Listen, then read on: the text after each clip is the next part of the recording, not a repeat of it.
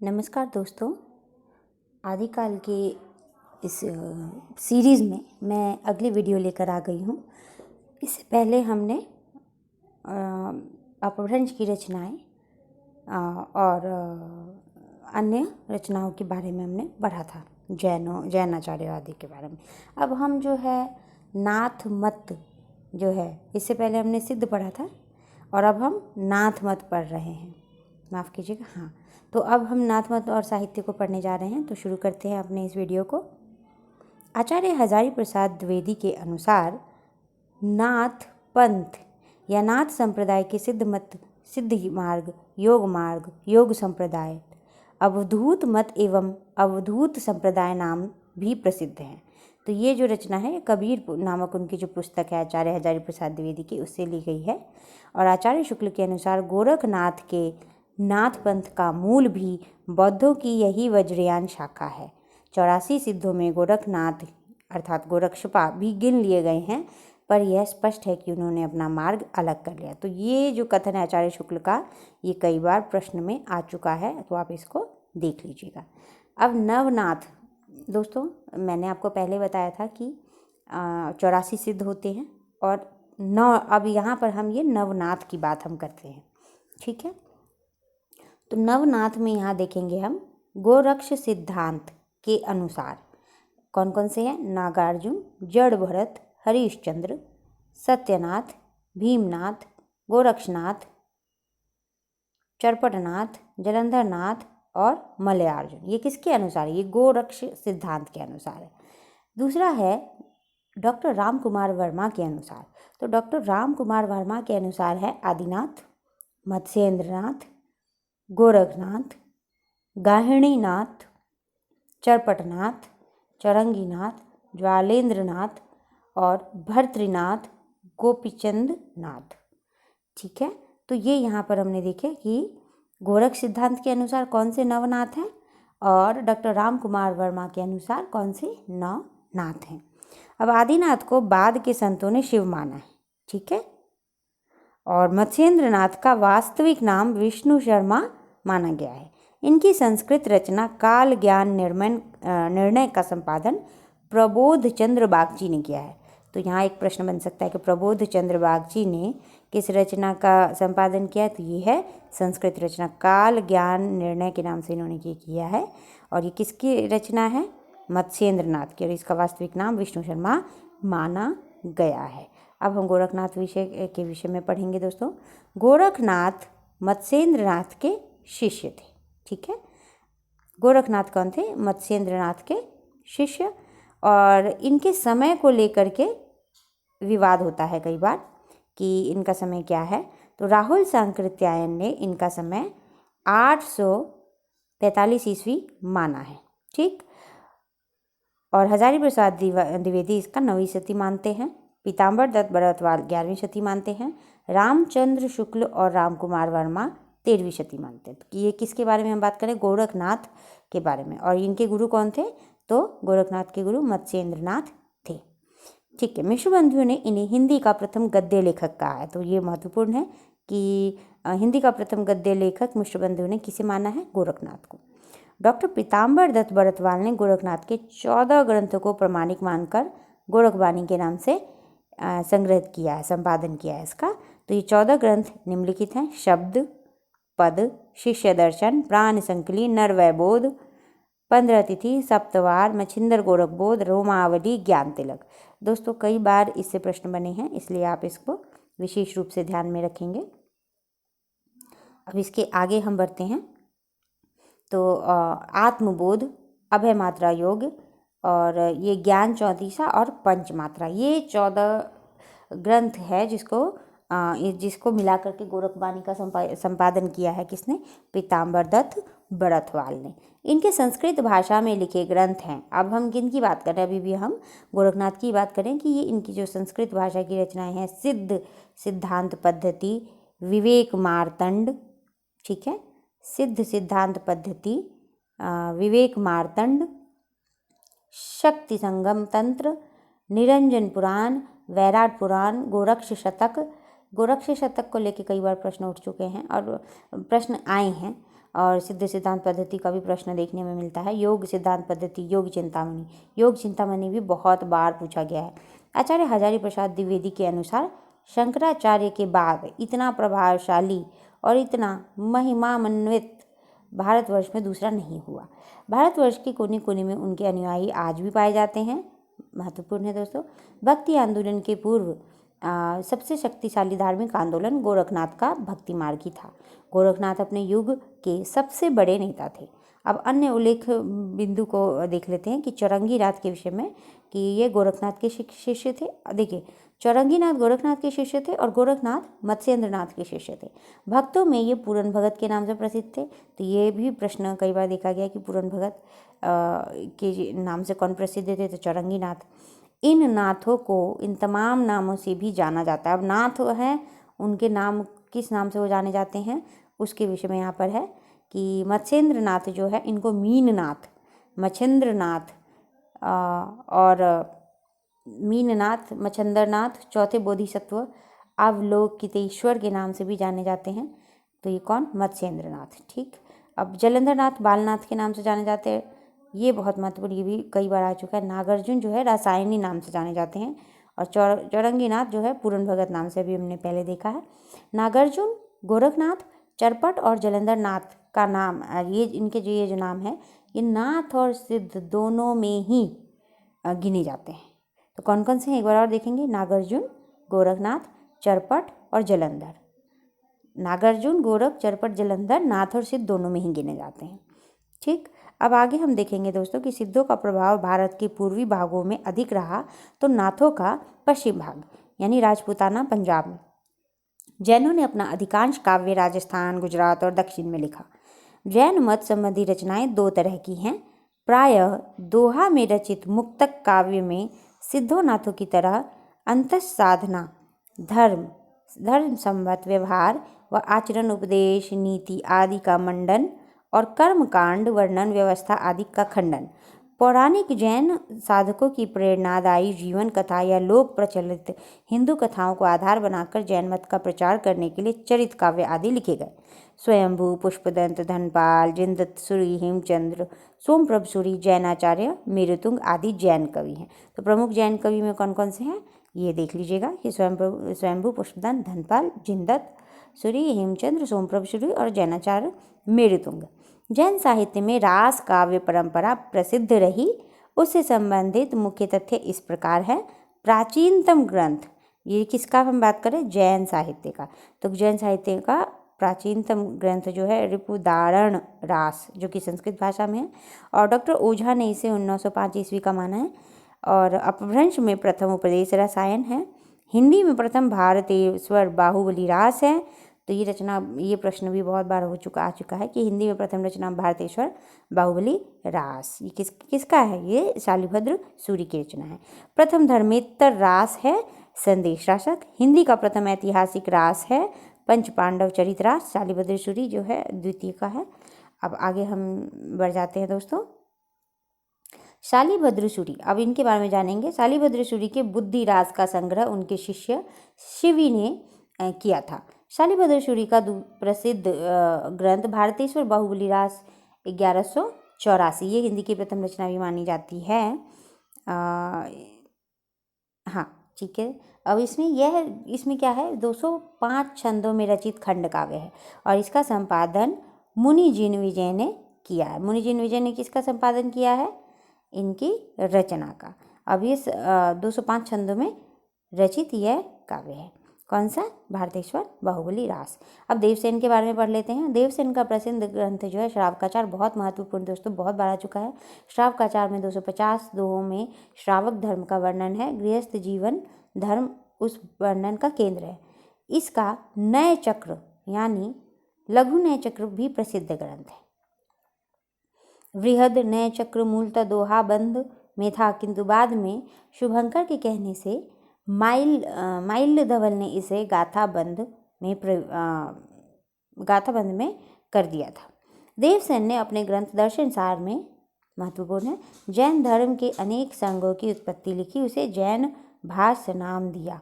देवसेन के अन्य रचनाएं हैं आराधना सार, तत्वसार, भाव संग्रह और सावेदम दोहा। अब आ जाते हैं हम आसगु कवि पे। आसगु कवि ने 2 ग्रंथ लिखे हैं। चंदन बाला रास, ये 1200 ईस्वी का है। यह 35 छंदों का खंड काव्य है। और जीवदया रास, तो चंदन बाला और जीवदया आसगु की है।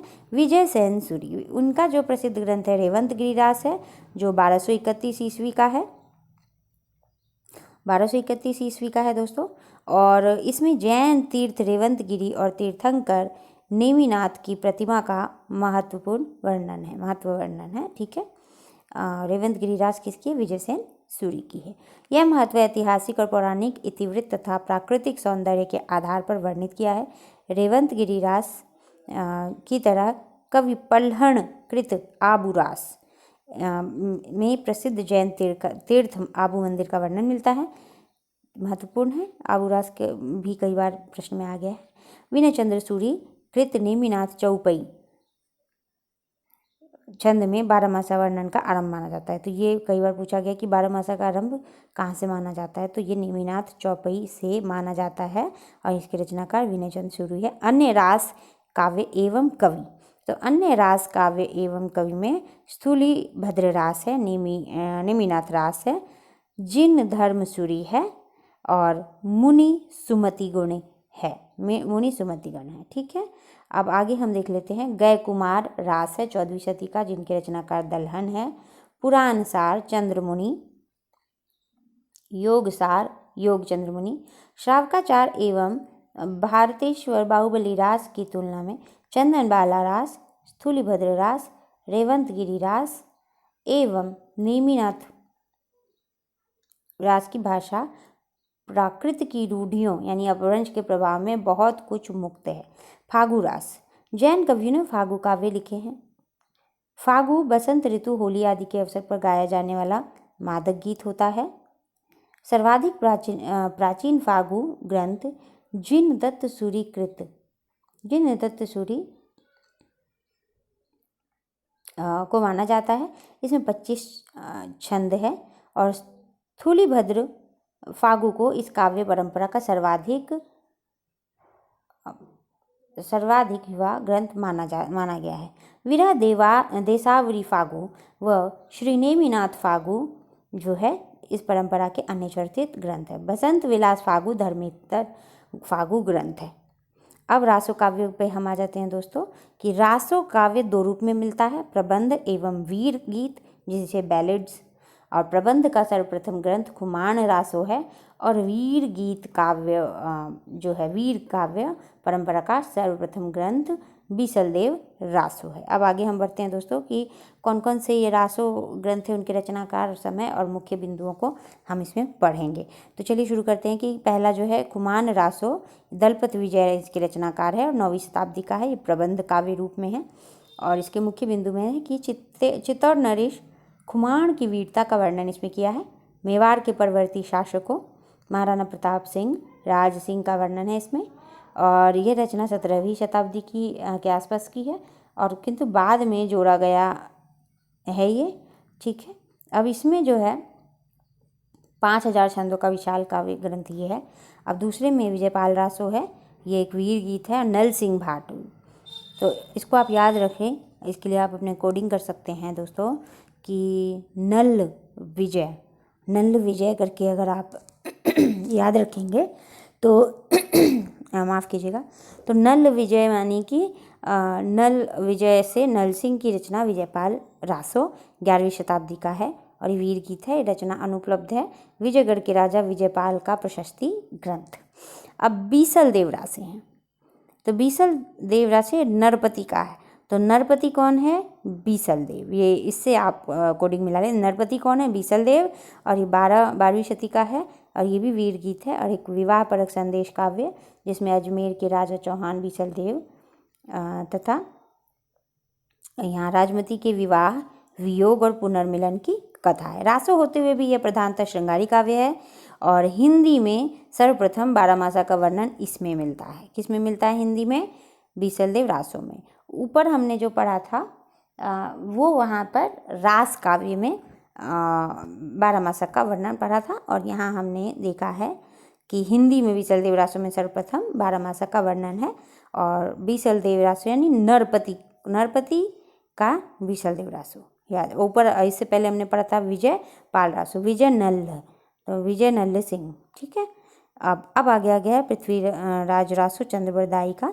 इसके उत्तरार्ध को उसके पुत्र जलहर ने रचा था। 12वीं शताब्दी की ये भी रचना है और प्रबंध शैली में ये है, पिंगल शैली। अब आगे देखते हैं दोस्तों कि पृथ्वीराज चौहान के शौर्य और वीरता के अलावा संयोगिता के साथ उसकी प्रेम का भी सुंदर वर्णन किया गया है। इसमें 69 सर्ग या समय है।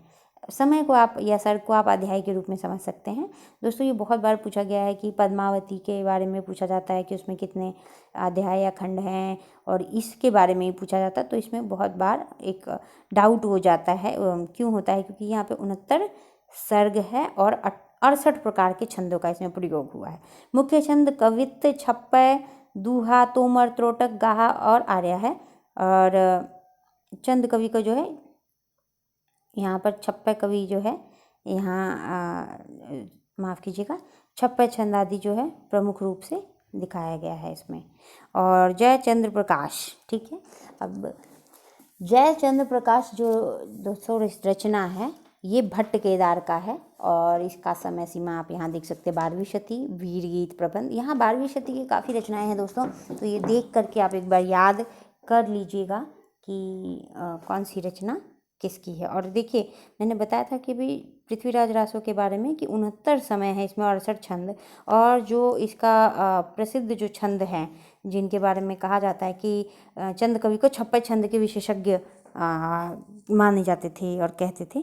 तो अब इसको आप याद रखिएगा कि ये प्रश्न के रूप में भी कई बार देखा जाता है कि छप्पय छंद के विशेषज्ञ कौन थे, तो यहाँ पे चंद कवि आ जाएंगे। अब जयचंद्र प्रकाश 12वीं शती की इनकी रचना वीरगति वीर गीत प्रबंध के रूप में है, और इन दोनों रचनाओं में कन्नौज के सम्राट जयचंद के शौर्य और पराक्रम की कथा का वर्णन है इसमें, ठीक है। उसके बाद जय मयंक जस चंद्रिका मधुकर कवि की है, ये भी 12वीं शती का है, प्रबंध में है, और दोनों ग्रंथ ये अप्राप्य है, किंतु सिंघालय दयाल दासकृत राठौर ख्यात में इनका उल्लेख किया गया है। परमाल रासो इनकी रचना जगनिक के द्वारा की गई है, 13वीं शती की है, वीर गीत है ये भी। और महोबा के राजा परमाल देव के वीरों आल्हा और उदल यानी उदय सिंह की वीरता का वर्णन है। उत्तर प्रदेश में वर्षा ऋतु में आलाखंड के नाम से गाया जाता है। तो दोस्तों ये कई बार पूछा गया कि आलाखंड आल्हा जो है कब गाया जाता है, तो वर्षा ऋतु में। इसका केंद्र बैसवाड़ा है और फर्रुखाबाद के तत्कालीन कलेक्टर चार्ल्स इलियट ने सर्वप्रथम 1865 में इसे प्रकाशित करवाया था। तो ये भी पूछा जाता है कि चार्ल्स इलियट ने 1865 में कौन सी रचना का प्रकाशित करवाया था, तो आप इसको बता सकते हैं। इसका जवाब है परमाल रासो जगनिक की। अब रणमल छंद 14वीं शती की रचना है, वीर गीत है ये भी। ईडर के राठौर राजा रणमल की पाटन के सूबेदार जफर खां पर प्राप्त विजय का वर्णन इसमें है। अब शारंगधर कृत हमीर रासो 14वीं शती की रचना है, इसे भी रासो काव्य ये भी रासो काव्य है और जो कि अनुपलब्ध है। अब आगे बढ़ते हैं दोस्तों। कीर्तिलता जो 14वीं शती का है या उसके अंत का या 15वीं का आरंभ भी आप इसे मान सकते हैं। ये पूर्वी अपभ्रंश में है। तिरहुत के राजा कीर्ति सिंह द्वारा अपने पिता का बदला लेने का वर्णन इसमें है। ऐतिहासिक महत्व जौनपुर नगर का यथार्थ वर्णन, ये भी दोस्तों पूछा जा चुका है कई बार। और कवि ने इसे स्वयं कहानी कहा है, स्वयं इसकी भाषा को अवहट्ठ कहा है। इसकी रचना भृंगी संवाद में है, ये बहुत ज़रूरी महत्वपूर्ण है, बहुत बार पूछा गया। कीर्ति पताका यह अप्राप्य है। तिरहुत के राजा शिव सिंह की प्रशस्ति का ये एक माध्यम रचना है, समझ लीजिए। अब आगे बढ़ते हैं दोस्तों कि रासो शब्द की उत्पत्ति के संदर्भ में किसने क्या माना है, किसने क्या कहा है, उसको हम लोग देख लेते हैं। तो रासो शब्द गारसा दत्तासी ने राजसूय से रासो का उत्पत्ति माना है, और हरप्रसाद शास्त्री ने राजयस से, रामचंद्र शुक्ल ने रसायन से या रास या रासो से, और नंदुलाल वाजपेयी ने रास से, हजारी प्रसाद द्विवेदी रासक से मानते हैं, स्वामी ये रामस्वरूप चतुर्वेदी राउस से मानते हैं या राउस का रस, और दशरथ शर्मा रासक से, माता प्रसाद गुप्त रासक से, गणपति चंद्रगुप्त रासक से रास, रास से रासा, रासा से रासु और रासु से रासो मानते हैं। अब आगे देखते हैं राजरासों के विषय में मिश्र बंधु ने लिखा है कि हिंदी का वास्तविक प्रथम महाकवि चंद्रबरदाई को ही कहा जा सकता है।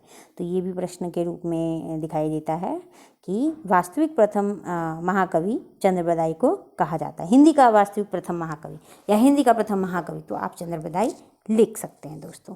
आचार्य शुक्ल ये चंद्रबरदाई के बारे में लिखते हैं कि ये हिंदी के प्रथम महाकवि माने जाते हैं और इनका पृथ्वीराज रासो हिंदी का प्रथम महाकवि। तो प्रथम महाकवि तो चंद्रबरदाई और प्रथम हिंदी के महाकवि महाकाव्य तो पृथ्वीराज रासो ही है दोस्तों। अब रामस्वरूप चतुर्वेदी कहते हैं कि पृथ्वीराज रासो हिंदी की अपनी महाकाव्य की परंपरा का उपयुक्त प्रस्तावना है। हिंदी का चरित्र पहली बार ही बड़े मोहक रूप में भाषा और संवेदना के स्तरों पर इसमें निखर कर के आया है। अब बच्चन सिंह लिखते हैं कि यह एक राजनीतिक महाकाव्य है।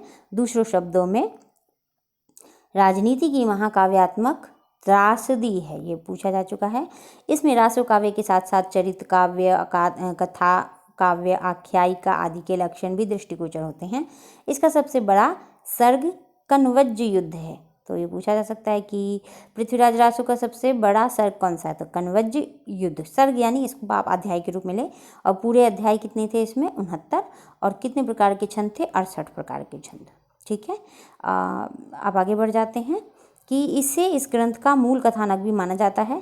कयास वध नामक खंड में मंत्री कैमास वध नामक खंड में मंत्री कैमास के कामांध हो जाने के कारण पृथ्वीराज का उसका वध करने का कथानक वर्णित है। पृथ्वीराज रासो का रचनाकाल और मूल रूप सर्वाधिक विवादित है। अब इसमें कुछ रचनाकारों ने इसे प्रमाणिक, कुछ ने अर्ध प्रमाणिक और कुछ ने अप्रमाणिक माना है। यह कई बार पूछा गया है, इस पर भी ध्यान दें। तो आप देखेंगे प्रमाणिक मानने वाले रचनाकार में मिश्र बंधु, श्याम सुंदर दास, मोहनलाल विष्णुलाल पंड्या, कर्नल टाड हैं। अर्ध प्रमाणिक है मुनि जिन विजय, हजारी प्रसाद द्विवेदी, डॉक्टर सुनीत कुमार चटर्जी, दशरथ ओझा। अप्रमाणिक डॉक्टर बूलर, रामचंद्र शुक्ल, देवी मुंशी प्रसाद, कविराज श्यामल दास, गौरी शंकर, हीराचंद ओझा। इस विवाद से संबंधित मुख्य बिंदु इस प्रकार है कि सर्वप्रथम डॉक्टर बुलर ने 1875 में जयानकृत पृथ्वीराज विजय, जो कि संस्कृत भाषा के में थी, उसके आधार पर पृथ्वीराज रासो को अप्रमाणिक घोषित किया था। अब आगे बढ़ते हैं दोस्तों। मोहनलाल विष्णुलाल पंड्या के अनुसार इसकी तिथियों में वास्तविक तिथियों से 90-91 वर्षों का अंतर सायास किया गया है। इस प्रकार इन्होंने आनंद संवत की परिकल्पना की। हजारी प्रसाद द्विवेदी इसकी रचना को शुकी संवाद के में हुई थी, हजारी प्रसाद द्विवेदी मानते हैं। ठीक है, यहाँ शुकी संवाद के रूप में इसकी रचना को मानते हैं। जिन सर्गों में यह शैली नहीं मिलती उन्हें प्रक्षिप्त मानना चाहिए। इससे वे अंश ही प्रक्षिप्त सिद्ध होते हैं जिनमें इतिहास विरुद्ध तथ्य है। अब आदिकालीन काव्य ग्रंथों में कथा कहने की परंपरा को लक्ष्य करके हजारी प्रसाद द्विवेदी ने पृथ्वीराज रासो के संदर्भ में लिखा था। ठीक है दोस्तों, कथा की परीक्षा इतिहास की दृष्टि से नहीं काव्य की दृष्टि से होनी चाहिए। पुरानी कथाएं काव्य ही अधिक हैं, इतिहास वे एकदम नहीं है। ठीक, अब आगे बढ़ के देखते हैं कि पुरातन प्रबंध संग्रह में इस ग्रंथ के कुछ छंद संग्रहित हैं जिसमें इसकी प्राचीनता प्रमाणित होती है। आचार्य शुक्ल ने क्या कहते हैं कि माना कि रासो इतिहास नहीं काव्य ग्रंथ है, पर काव्य ग्रंथों में सत्य घटनाओं के बिना किसी प्रयोजन कोई उलटफेर नहीं किया जाता। यह पूरा ग्रंथ वास्तव में जाली है। यह बहुत बार पूछा जाता है कि किसके विषय में कहा गया, तो ये पृथ्वीराज रासो के विषय में कहा गया। अब आगे बढ़ते हैं दोस्तों लौकिक साहित्य में। तो लौकिक साहित्य में जब हम पढ़ते हैं तो यहाँ रचनाओं को पढ़ेंगे हम, और रचनाओं के साथ साथ रचनाकार, उसका समय और कुछ महत्वपूर्ण बिंदुओं को हम देखेंगे दोस्तों। तो पहली रचना है ढोला मारूरा दोहा। ये लौकिक, अभी तक हम जो पढ़ रहे थे वो ऐतिहासिक कुछ रचनाएं थी, जो रासो रचनाएं थी उसके बारे में पढ़ा हमने। अब हम पढ़ रहे हैं लौकिक साहित्य के बारे में। तो लौकिक साहित्य में पहली रचना को हम देख लेते हैं कि इसका समय जो है ढोला मारूरा दोहा, इसका समय जो है 11वीं शती माना जाता है। ठीक है, और लोक प्रचलित प्रेम काव्य यह है जो कि राजस्थान में अधिक लोकप्रिय है। राजकुमार ढोला और राजकुमारी मारवनी की कथा है ये ढोला मारूरा दुहा। इसमें नारी हृदय की अत्यंत मार्मिक व्यंजना है। हजारी प्रसाद द्विवेदी ने इसके दोहों को हेमचंद्र और बिहारी के दोहों के बीच की कड़ी माना है। अमीर खुसरो की रचनाएं 100 बताई जाती हैं, जिनमें मुख्य है खालिकबारी, पहेलियाँ, मुकरियाँ, दो सूखने, गज़ल, ये सब इनकी रचनाएं हैं। 1255 ईस्वी से लेकर 1325 ईस्वी तक की ये रचनाएं मानी जाती हैं। इनकी पहेलियाँ मुकरियों में उक्ति व चित्र की प्रधानता है। आवाज़ खुसरवी इनका संगीत संबंधी ग्रंथ है। खालिकबारी वस्तुतः फारसी हिंदी शब्दकोश है। ख्वाजा निजामुद्दीन औलिया के निधन पर शोक व्यक्त करते हुए खुसरो ने कहा था, गोरी सोवे सेज पर मुख पर डारे केस, चल खुसरो घर आप न रैन भई चहुदेस। ये कई बार दोस्तों पूछ लिया जाता है कि किसका कथन है। इनके ग्रंथ नूह सिपहर में भारतीय बोलियों का विस्तृत वर्णन है। अब आगे बात आते हैं हम बसंत विलास रचना पर दोस्तों। ये इसके रचनाकार अज्ञात हैं, मतलब इसका पता नहीं चल पाया ठीक 13वीं शती की रचना है। इसमें बसंत और स्त्रियों पर बसंत के विलासपूर्ण प्रभाव का मनोहारी अंकन है। इस श्रृंगारिक काव्य का संपादन माता प्रसाद गुप्त ने किया था और 84 दोहों को ही वास्तविक माना जाता है। इसकी भाषा से ही पिंगल सरस ब्रज भाषा का रूप लेती दिखती थी।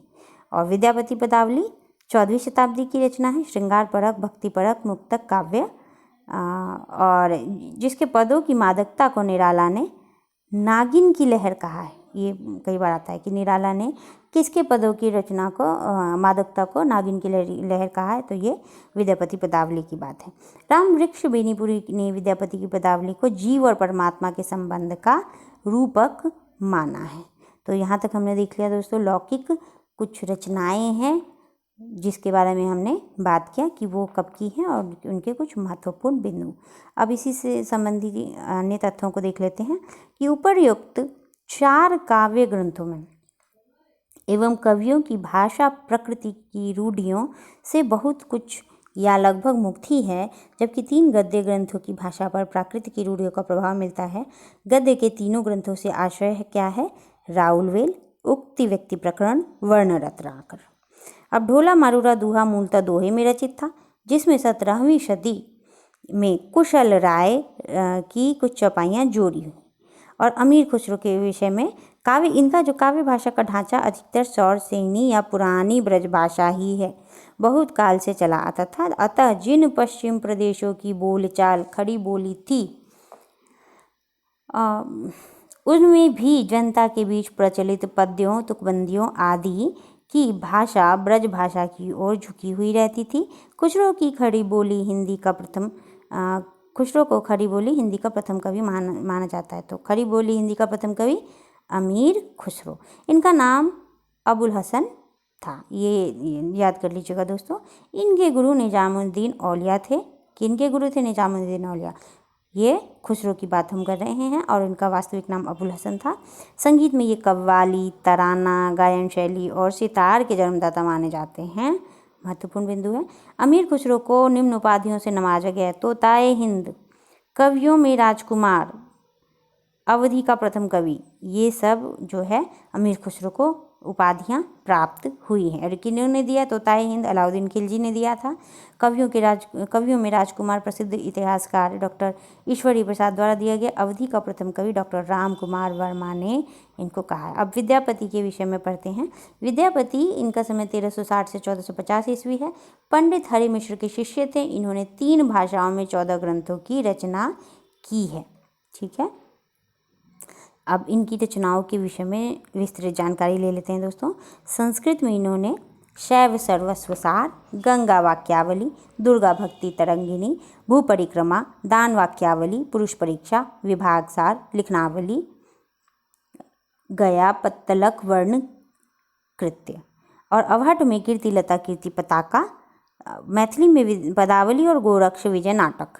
गोरक्ष विजय का गद्य भाग संस्कृत और पद्य भाग मैथिली में है। विद्यापति की पदावली अत्यंत प्रसिद्ध है। यह भक्ति परक रचना है या श्रृंगार परक, इसे लेकर विभिन्न वर्गों में ये विद्वान विभक्त हैं। इसके संदर्भ में कुछ मुख्य बिंदु इस प्रकार है। पदावली में प्रार्थना और नचारी के अंतर्गत पदों में दुर्गा, गंगा, जानकी, शिव, कृष्णा के आराधना गीत हैं, अतः बहुत से विद्वान ने इन्हें भक्त कवि माना। मिथिला में इन्हें कोई वैष्णव भक्त कवि नहीं मानता, जबकि बंगाल में मानते हैं। आचार्य रामचंद्र शुक्ल के अनुसार, महत्वपूर्ण है दोस्तों, विद्यापति के पद अधिकतर श्रृंगार के ही हैं, जिनमें नायिका और नायक राधा कृष्ण हैं। विद्यापति को कृष्ण भक्तों की परंपरा में नहीं समझना चाहिए। ये विद्यापति के विषय में दोस्तों बताया गया है। अब हम यहाँ देखते हैं कि विद्यापति के कवि रूप के संदर्भ में विद्वानों के क्या मत हैं। हरप्रसाद शास्त्री जो है इन्हें श्रृंगारी कवि मानते हैं, और रामचंद्र शुक्ल, सुभद्रा झा, रामकुमार वर्मा, रामवृक्ष बेनीपुरी, तो ये जो जितने विद्वान हैं ये इन्हें श्रृंगारी कवि मांगते हैं। और भक्त कवि मानने वाले बाबू ब्रजनंदन सहाय, श्याम सुंदर दास, हजारी प्रसाद द्विवेदी हैं। रहस्यवादी जॉर्ज ग्रियर्सन, नगेंद्र नाथ गुप्त और जनार्दन मिश्र इन्हें रहस्यवादी मानते हैं। इनका संबंध विद्यापति के बारे में है ये, इनका संबंध शैव संप्रदाय से था।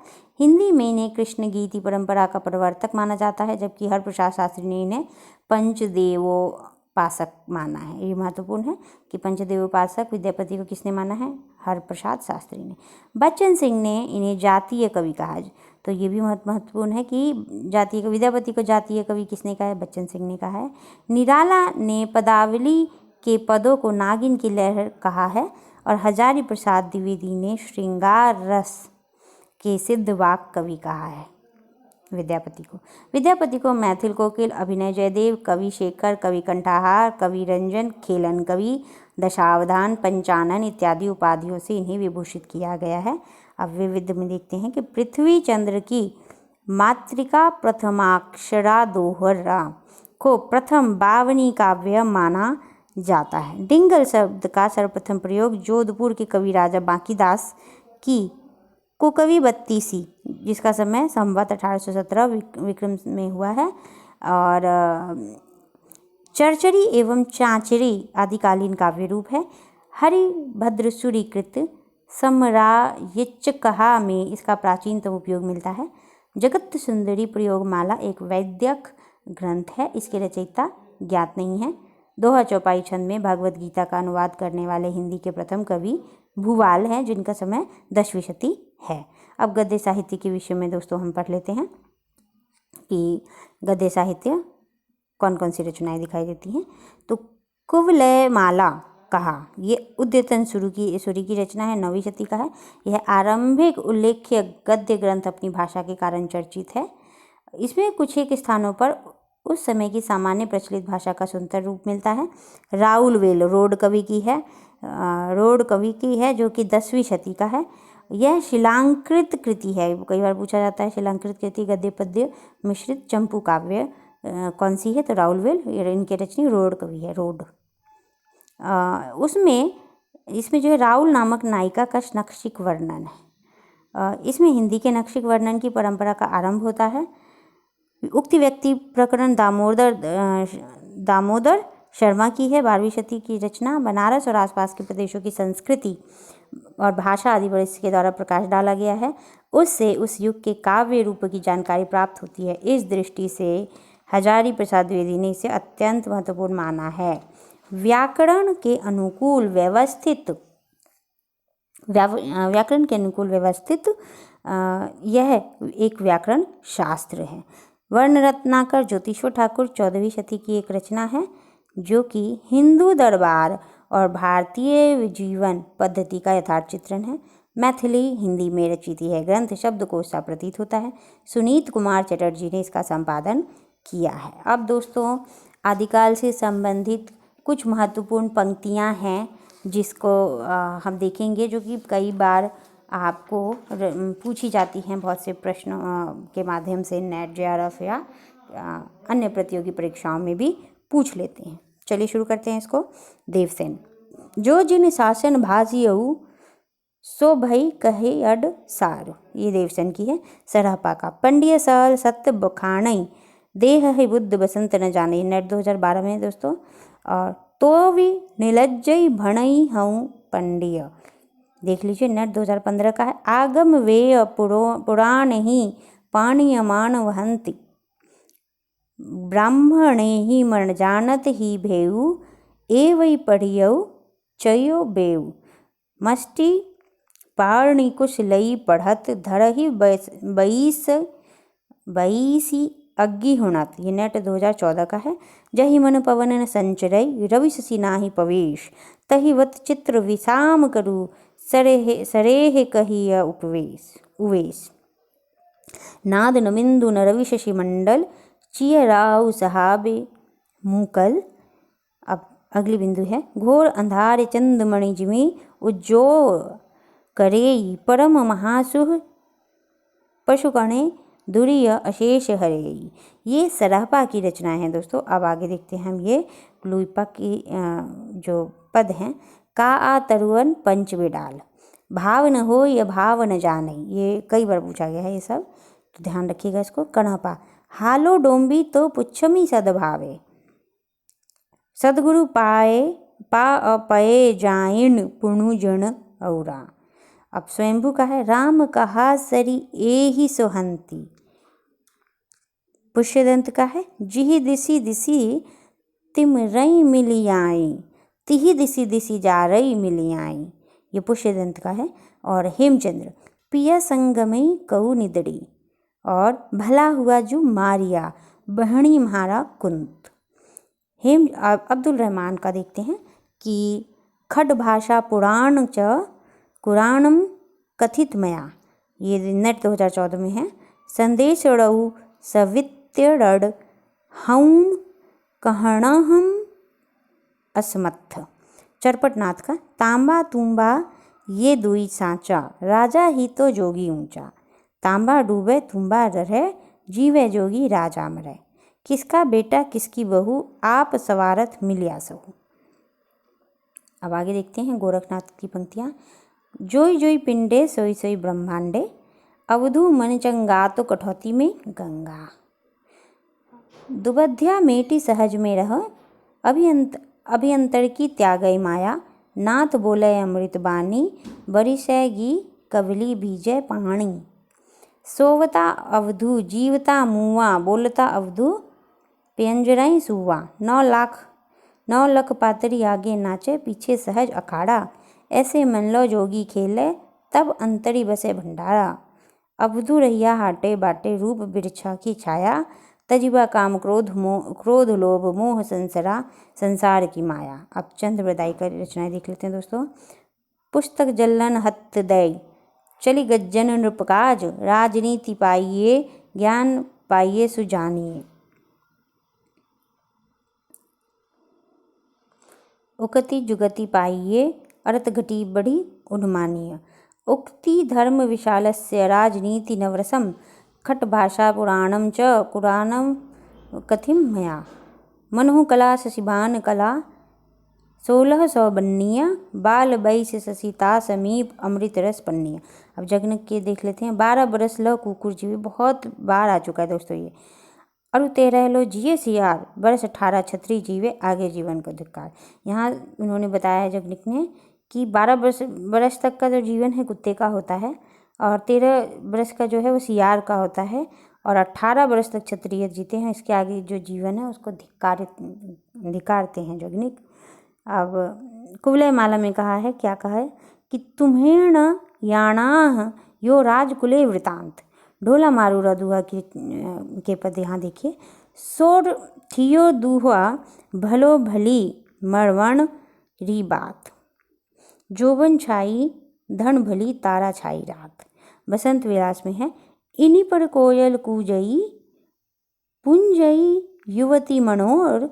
विदुर वियोगिनी धूजई, कूजय मयण किशोर।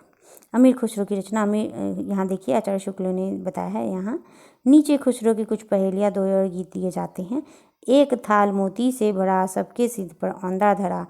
चारों ओर वह थाली फिरे, मोती उससे एक न गिरे। अब इसका अर्थ क्या है? आकाश।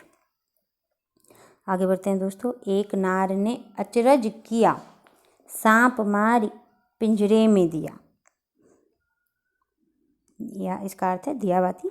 एक नार 2 को ले बैठी, टेढ़ी होके बिल में बैठी। जिसके बैठे उसे सुहाए, खुसरो उसके बल बल जाए।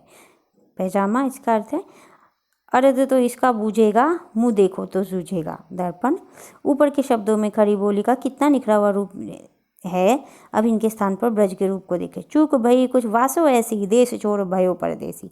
एक नार पिया को भानी, तन वाको सगरा जो पानी। चाम मास वाके नहीं एक, हाड़ हाड़ में वाके छेद। मोहि अचंभो आवत ऐसो, वा में जीव बसत है कैसो। अब नीचे के दोहे और गीत बिल्कुल ब्रज भाषा अर्थात मुख प्रचलित काव्य भाषा में देखिए कि उज्जवल बरन अधीन तन, एक चित दो ध्यान। देखत में तो साधु है, निपट पाप की खान। खुसरो रैन सुहाग की, जागी पी के संग। तन मेरो मन पियू को, दो भय एक रंग। घोड़ी से सो वैसेज पे, मुख पे डारे केस। चल खुसरो घर आपने, रैन भई चहु देश। मोरा जोबना नवेल रा भयो है गुलाल, कैसे गर्दीन कस मोरी लाल। सुनी सेज डरावन लागे, बिरहा अगिन मोही डस डस जाए। हजरत निजामुद्दीन चिश्ती, जड़ जड़ी बख्श पीर। जोई जोई ध्यावे, तई तई फल पावे। मेरे मन की मुराद भर दीजे अमीर। जेहाल मिसकी मुकुन तगाफुल, डुराए नैना बनाए बतियाँ। किताबे हिजरा न दारम एजा, न लेहू काहें लगाए छतियाँ। शबान हिजरा दराज चूँ जुल्फ, व रोजे वसलत चूँ उम्र को तह। सखी पिया को जो मैं न देखूं, तो कैसे काटूं अंधेरी रतियाँ। अमीर खुसरो का यह कथन प्रख्यात है। चूमन तूतिये हिंदुम, अर रास्त पुरसी। जेमन हिंदुई बुर्ग, ता नाज गोयम। इसका अर्थ है कि मैं हिंदुस्तान की तूती हूँ, अगर तुम वास्तव में मुझसे कुछ पूछना चाहते हो तो हिंदवी में पूछो, जिसमें मैं कुछ अद्भुत बातें बता सकूँ। तो दोस्तों यहाँ तक हमने जो देखा है वो अमीर खुसरो का देखा। अब हम विद्यापति की कुछ रचनाओं से देखते हैं कि कीर्ति लता में उन्होंने क्या लिखा है। तो देसिल बहना सब जन मिट्ठा, ते तय सन सन जपाऊँ अब हट्ठा, ये कई बार आ चुका है दोस्तों। पुरुष कहानी हाँ कहो, जसु पंथावे पुन्नु।